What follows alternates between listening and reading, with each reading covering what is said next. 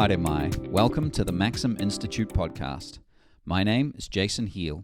I'm the Communications Manager at Maxim Institute, and this is our weekly short-form podcast.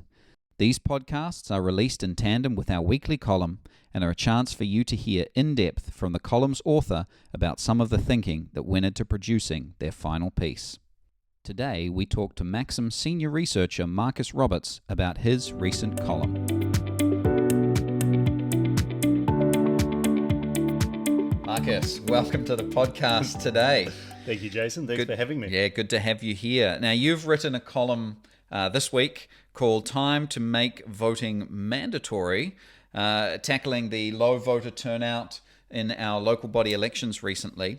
And in there, you talk about these three different types of human action. Yes. Do you want to explore that and explain and expand upon those for us? Sure. Well, first of all, the title had an upward inflection at the end. I felt like mark at the time end. to make voting mandatory. Yeah, that's right. That's right.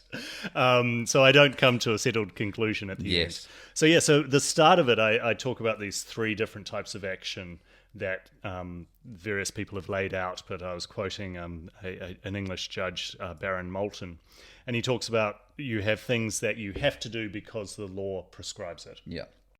Then you have actions that are completely within your free choice. Yeah. Whether I have Wheat Bix or Nutri-Grain for breakfast. Yeah. Completely. Nutri-Grain all the way. We'll take this offline. And then the third option, or the third type of action, is everything in the middle. So things that aren't prescribed by law, but things that aren't entirely up to us. So Baron Moulton says that this is manners, or things that we ought to do. Yeah. Good form is another good thing. form. Yeah. Good form. Our duty, and we're invited or we're compelled to do these things not because the law forces us, but because our conscience tells us to do. So like our internal moral compass in a way, or our moral restraint. Yeah. Okay. Exactly. So we do things because we feel we ought to do them, not because the law compels us. Yeah. Because it's a good worthy of pursuit in some way. Yes. So in our current situation, voting falls under this absolutely remit in the middle here. That's Obviously, correct. It's not mandatory for us right now, but it's something that we are free to do or not to do. We're free to do or not to do according to law, but I think Baron Moulton, and I think many people, including myself, would say it's part of being a responsible citizen is that we should take voting seriously, and we should therefore go out and exercise our democratic right to vote. Or, choosing not to vote is also a democratic choice. But as long as we've made that choice consciously, yes, and actually decided that none of these politicians are worth giving my vote to. Merely so it's not like we've just got our voting papers in the mail, put them to the side, and thought, I'll get to that later, and then realised after election day, I never did that. Exactly. Yeah. So that you'd say is not voting responsibly. Yes. Or treating it seriously enough. So it's that idea that our conscience is saying we are citizens of New Zealand.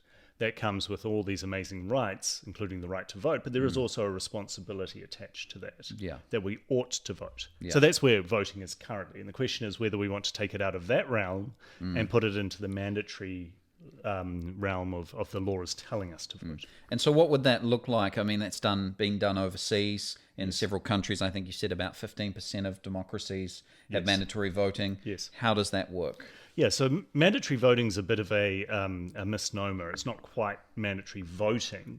It's mandatory turning up at the voting booth. Okay. So it's like attendance, mandatory attendance at the voting attendance, booth. Yeah. That's right. So in Australia, which is the best example, they've had mandatory voting for nearly a century. Yeah. You must turn up on voting day. You must get a voting paper. You must go into the voting booth.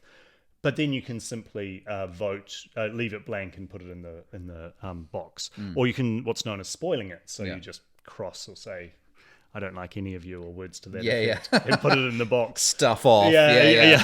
I'm sure there's all sorts of things that are. So last election, about 5% of all Australians who voted cast these what's known as informal votes. Yeah. So they don't count towards anything. So the argument against mandatory voting that you might hear is, well, I don't want to vote for any of them. Well, you don't have to. Yeah. Okay. And so what about the people who didn't turn up? Because I see you said about 90% of people. So 10% of registered voters didn't turn up. Correct, yeah. What happens to them? So theoretically, they are all liable for a fine, Yeah. which at first instance is $20. They get the fine in the mail. They have to pay it, kind of like a speeding ticket. Oh, yeah. And if they fail to pay, just like a speeding ticket, they then have to go to court, and it escalates from there. So I understand that the amount of people they chase every year changes from year to year. So it's not a huge fine, but it's certainly a something to say, actually, you've broken the law, and this is your sanction. And would this change the way that elections work and like campaigning works? If you don't have to worry about trying to get people to the voting booth, you could, because everyone has to go, you could spend more time teasing out issues, debating topics and things like that.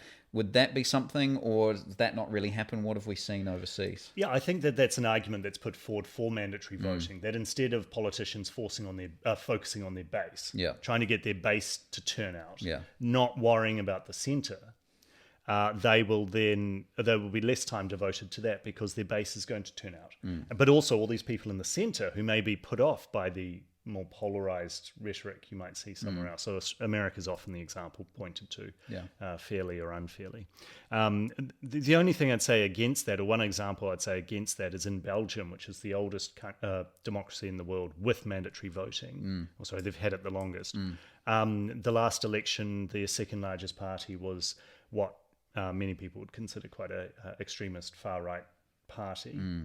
We can argue about whether that's the case or not, but that's generally what so the argument that you don't get these parties going to the extremes, they focus on the centre, isn't always borne out in practice. So that's an argument for mandatory voting. Yes. What's probably the biggest against mandatory voting?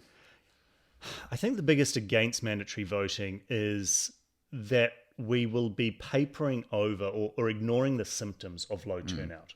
Why is it that no one is turning out? Now, I think national elections in New Zealand, we actually have quite good turnout. High 70s, early 80%. That's not too bad. That suggests that a lot of us feel that we ought to vote. Local body elections is obviously a different matter. 40%, that's quite a low turnout. So the question is, why aren't people turning out to vote in local body elections? If we mandate voting, will we just be treating the symptom and not the cause?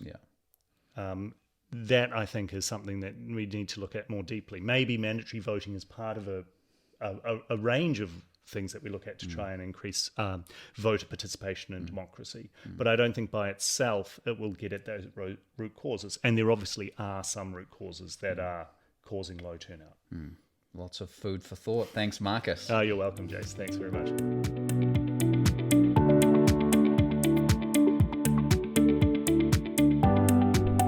Now let's hear from Marcus as he reads his column. According to British Judge and Cabinet Minister Baron Moulton, there are three types of human action. There is action which is regulated by the law. There is action governed by our unfettered free choice. But there is also a middle ground of actions which are subject to duty, personal conscience, manners, and good form. This middle ground is when we do things because we feel we ought to. It encompasses all the right actions that no one will force you to do, except yourself. According to Lord Moulton, a genuine test of civilizational greatness is whether we can trust people to follow their self-imposed laws rather than those imposed upon them. We should cherish this middle ground. Moulton's thoughts are especially relevant given the low turnout of voters in the recent local body elections. How might we fix such civic disengagement? One answer is to make voting in New Zealand legally mandatory, to remove it from the middle ground of actions that one ought to do. Although such a move would be radical for New Zealand, around 15% of the world's democracies have some form of mandatory voting. Australia has had compulsory voting since 1924. If you fail to vote in Australia, you will receive a fine in the mail of $20, which will escalate to over $200 and a visit to court if you don't pay.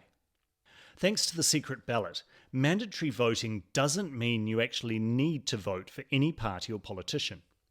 you can cast an informal ballot by leaving it blank or spoiling it in some way. Mandatory voting means mandatory turning up at the voting booth. In the last Australian election, around 5% of all votes cast were informal. Well, does it work in increasing turnout? When Australia introduced mandatory voting, the turnout jumped from under 60% to over 90%. Each federal election since then has seen a turnout of over 90%. The one exception was in 2022, when the number of people who voted for the House of Representatives was 89.82%. This turnout is higher than in New Zealand's general elections, which have tended to fluctuate between 70 and 85%.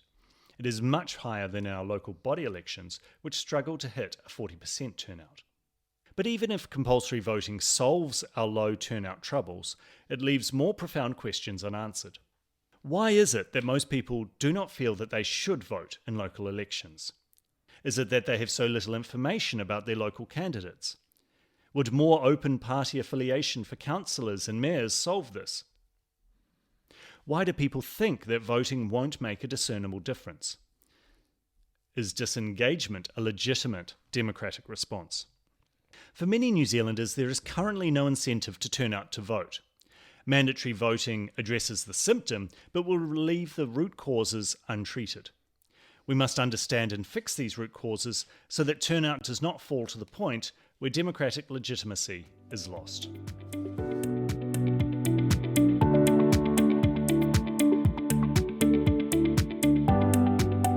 Thanks for listening to the Maxim Institute podcast.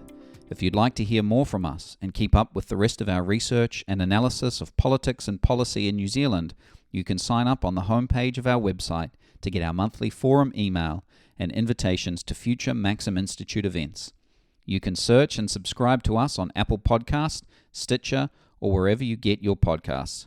From the team at Maxim, mā te wā, goodbye for now.